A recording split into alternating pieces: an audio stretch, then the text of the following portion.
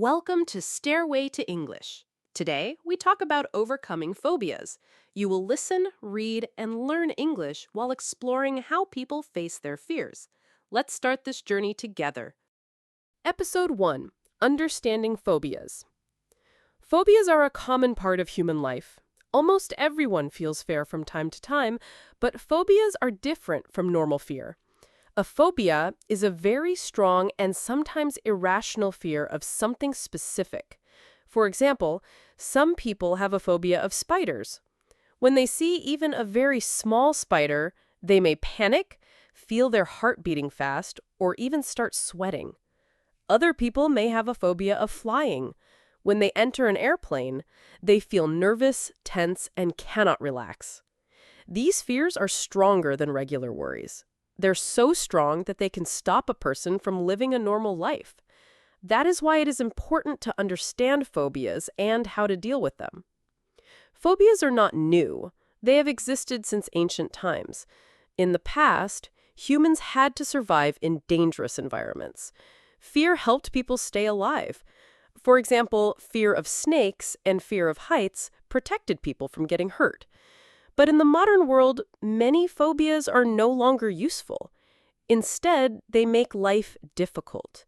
A person with a strong phobia may avoid situations that are normal for others. For example, someone with social phobia may avoid meeting new people or speaking in public.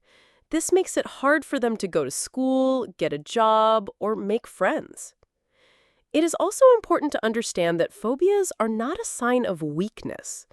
Many people believe that if you have a phobia, you are simply not strong enough. But that is not true. Phobias are a type of mental health condition. Just like someone can get a cold or a headache, people can also experience phobias. They are caused by many factors. Sometimes a phobia starts after a bad experience. For example, if someone was bitten by a dog as a child, they may develop a phobia of dogs. Other times, phobias come from watching or learning from others. A child may see a parent panic at the sight of a spider. Later, the child may also develop the same fear. In some cases, phobias can even come from genetic factors. This means that they may run in families. Phobias also affect the body and mind.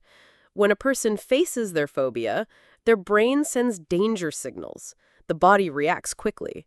The heart beats faster, the muscles tighten, and breathing becomes quicker. This reaction is called the fight or flight response. It is the body's natural way of protecting itself from danger. But in the case of phobias, the brain reacts even when there is no real danger. For example, an elevator is usually safe, but a person with claustrophobia, fear of small spaces, may feel as if the walls are closing in. The body reacts as if life is in danger, even though nothing is truly harmful. Understanding phobias is the first step in overcoming them. People with phobias often feel alone.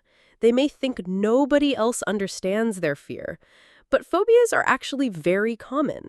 Studies show that millions of people around the world have at least one phobia.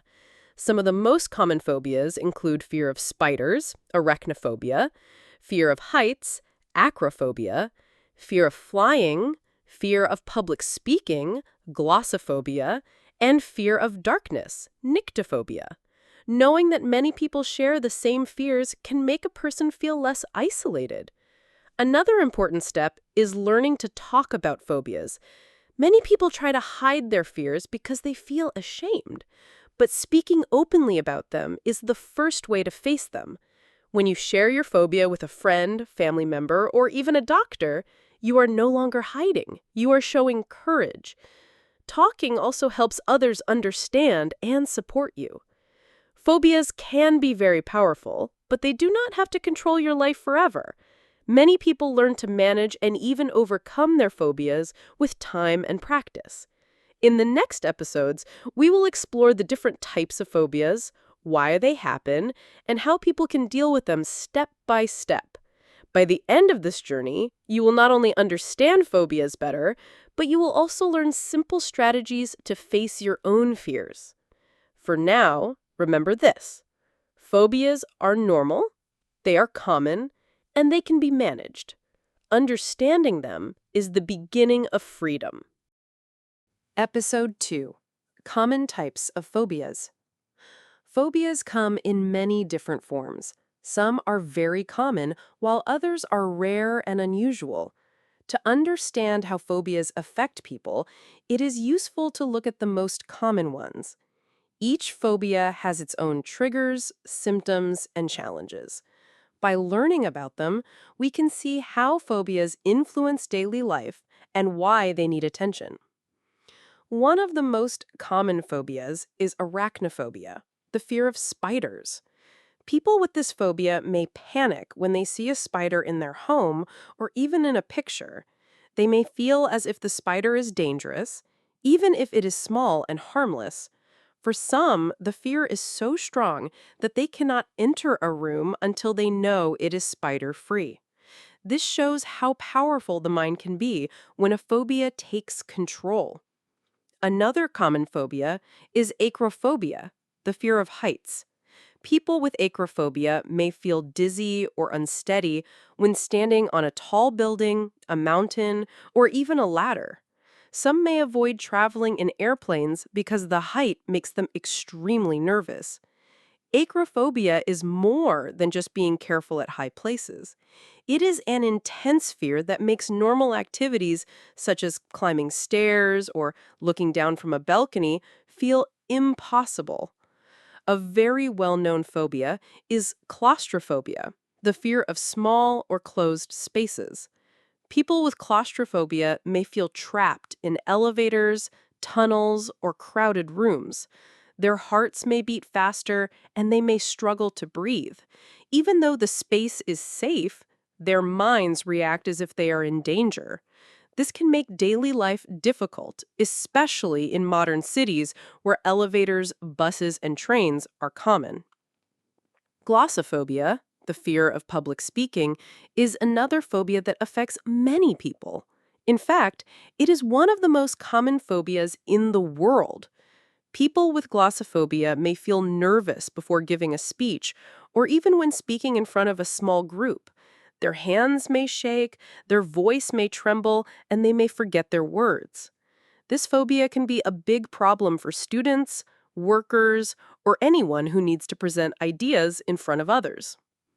There is also nyctophobia, the fear of darkness.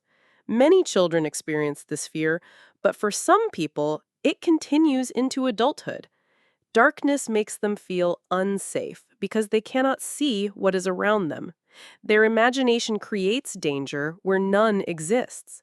A dark room may feel like a place full of threats, even though it is empty. This phobia can disturb sleep and cause long-term stress. Other common phobias include fear of flying, fear of snakes, fear of dogs, and fear of germs. Fear of flying can stop people from traveling to new countries or even visiting family members who live far away. Fear of snakes, called ophidiophobia, is common in many cultures because snakes have always been seen as dangerous. Fear of dogs, or cynophobia, often comes from a bad experience in childhood, such as being bitten. Fear of germs, also known as mysophobia, makes people wash their hands too often or avoid touching objects in public. These behaviors can affect health, work, and relationships. There are also rare phobias that may seem strange to others, but are very real to those who experience them. For example, trypophobia is the fear of small holes or patterns. Pictures of honeycombs or lotus seed pods can make people with trypophobia feel anxious or sick. Another example is nomophobia, the fear of being without a mobile phone. In the modern world, many people feel stressed when their phone battery is low, but for some, it becomes a serious phobia. Even though these phobias are different, they all share something in common. They control the way people behave. Someone with a phobia will often go out of their way to avoid the thing they fear. For example, a person with claustrophobia may climb 10 flights of stairs instead of taking an elevator. A person with glossophobia may refuse a job promotion because it requires public speaking. These choices are not made out of laziness or weakness. They are made because the fear feels stronger than reason. Understanding different phobias is important because it helps us see that fear is personal. What seems harmless to one person may feel terrifying to another. For example, someone who loves dogs cannot understand why another person screams when a dog walks by. But for the person with cynophobia, the fear is real and overwhelming. Recognizing this helps us become more patient and supportive. Phobias can also overlap. A person may have more than one phobia at the same time. For example, someone might have both acrophobia and claustrophobia, making it very hard to travel by airplane. Another person might have both mysophobia and social phobia, which can make them feel trapped in social situations. This combination of fears makes life even more complicated. In this episode, we looked at some of the most common phobias around the world. From spiders to heights, from darkness to public speaking, these fears shape how people live and what choices they make. Some phobias are easy to notice, while others stay hidden. But in every case, the fear is real, and it can be very strong. The good news is that no matter how powerful a phobia may seem, it can be understood and managed. In the next episodes, we will explore why phobias happen, how the mind creates such strong fears, and what steps people can take to reduce them. By learning more, we will see that phobias are not permanent and that courage can grow stronger than fear. Episode 3. Why do phobias happen? Phobias are not random. They usually have reasons behind them. To understand phobias better, we need to look at where they come from. Some phobias begin in childhood, while others develop later in life. Some are connected to experiences, and others are linked to how our brains and bodies react to danger. By asking, why do phobias happen, we can see how fear becomes so powerful. One common reason for phobias is a bad experience in the past. For example, if a child is bitten by a dog, they may develop cynophobia, the fear of dogs. The memory of pain or fear stays in their mind, and even years later, the sight of a dog can bring back the same strong feelings. This is called conditioning. The brain connects one event, seeing a dog, with another, feeling pain, and the fear continues. Sometimes phobias are learned from others. A child may see a parent scream when they see a spider. Even if the child has never been bitten by a spider, they may copy the same fear. This is called observational learning. We often learn behaviors by watching people we trust, and fear is one of the strongest lessons. In this way, fear can pass from one generation to another. Phobias can also be connected to evolution. Long ago, humans needed to protect themselves from dangerous animals like snakes, spiders, or large predators. People who were more cautious around these animals were more likely to survive. Because of this, our brains became sensitive to certain dangers. Today, snakes or spiders may not always be a threat, but the brain still reacts with strong fear. This is why some phobias are very common across cultures. Another reason for phobias is how our brains work with fear. The brain has a small part called the amygdala, which controls strong emotions like fear. When we see something scary, the amygdala reacts very fast, even before we think logically. This helps us escape danger quickly, but in phobias, the amygdala reacts too strongly.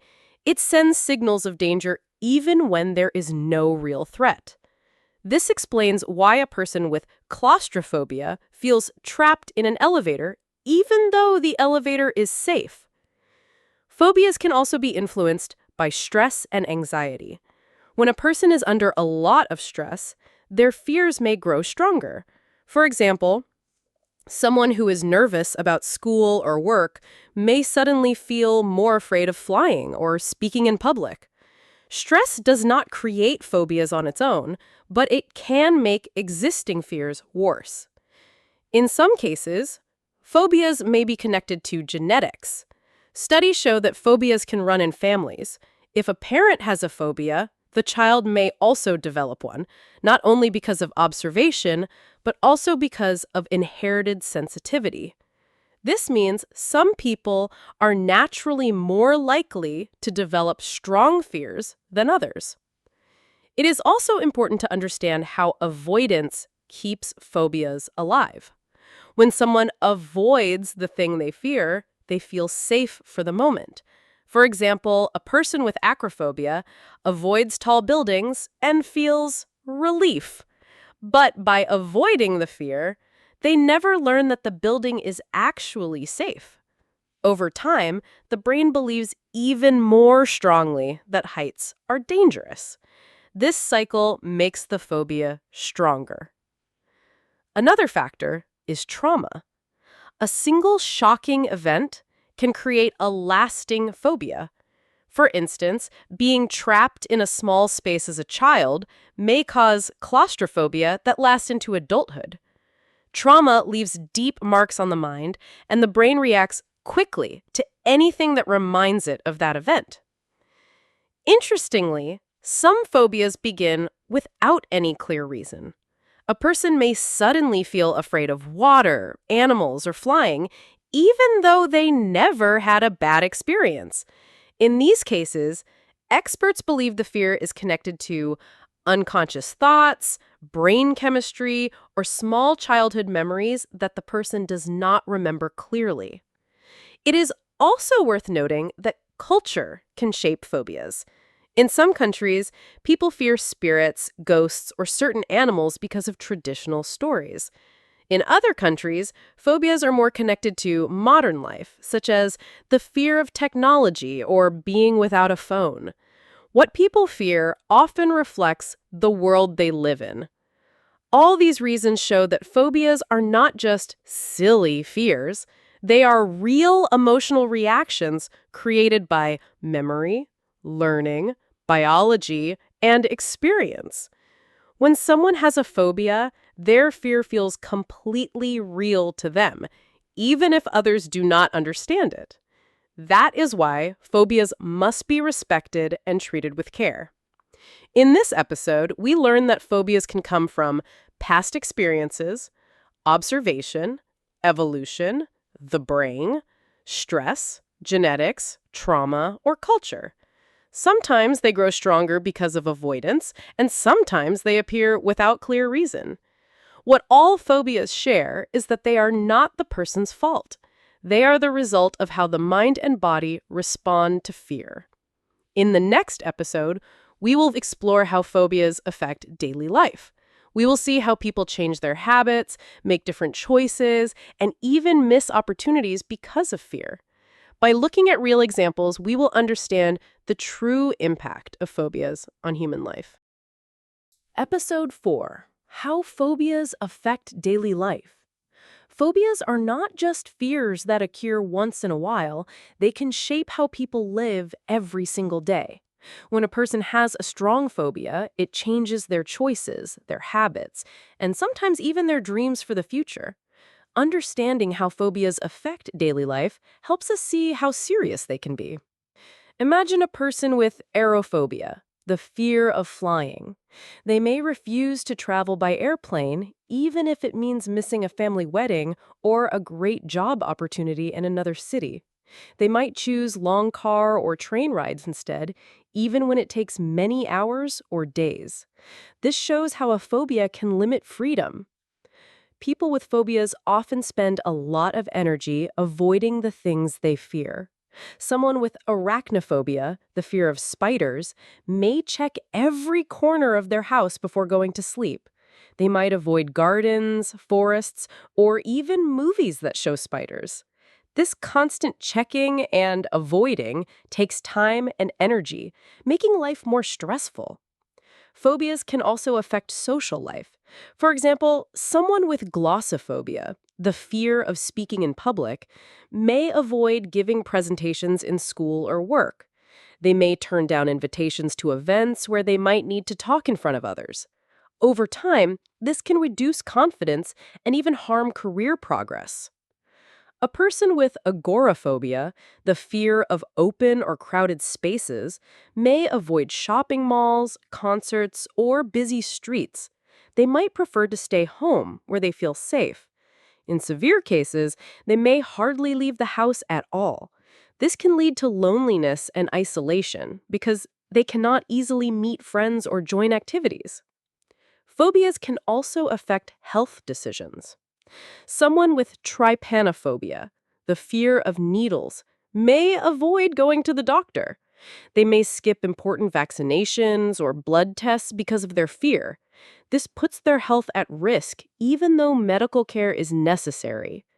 Even small daily tasks can be influenced. A person with ophidiophobia, the fear of snakes, may feel nervous walking in parks or countryside areas. A person with claustrophobia may avoid elevators and choose to climb many stairs even if it is tiring.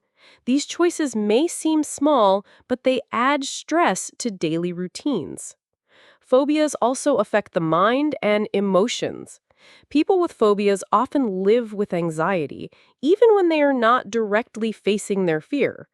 Just thinking about the possibility of meeting their phobia can make their heart race or make them feel sick. For example, a person afraid of thunderstorms may feel anxious every time the sky becomes cloudy. This anxiety can create a cycle. The more the person avoids the fear, the stronger it becomes. When they finally face it, the reaction is even more intense. For example, someone afraid of water may avoid swimming pools for years. If they suddenly have to go near water, their fear feels much worse because they never had a chance to get used to it. Phobias also influence relationships. Friends and family may not always understand the fear. They may say things like, "Don't be silly, it's not dangerous," or "Just get over it." But for the person with the phobia, the fear feels very real. This misunderstanding can create distance in relationships. People with phobias may feel embarrassed or ashamed, and they may hide their fear instead of asking for support. Work life is another area where phobias create problems.